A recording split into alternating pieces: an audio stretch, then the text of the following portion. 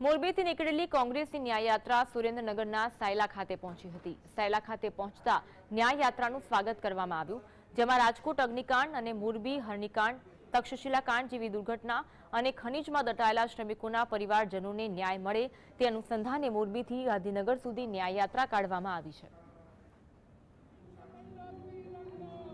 સુરેન્દ્રનગર વિશે હું એટલું કહીશ કે સુરેન્દ્રનગર જિલ્લાના ગામડાઓમાં આજે પણ રોજગારીના અનેક સવાલો છે। અહીંયા ખેડૂતો કપાસ પકવે છે અને કપાસ પકવનાર ખેડૂતો જ્યારે 12 મહિને હિસાબ કરે તો જેમ માલધારીઓને છેલ્લે છાણ અને પોદળા વધે એમ ખેડૂને એ છેલ્લે જે છે એ કપાની હાંઠીઓ વધી તો વધી એના જેવું થાય છે।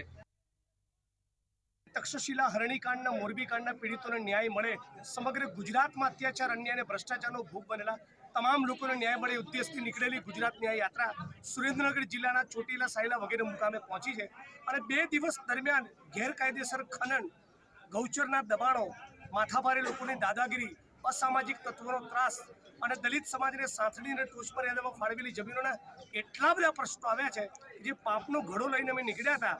અમને ગાંધીનગર સુધી ભરાશે, સુરેન્દ્રનગરમાં જ ભરાઈ।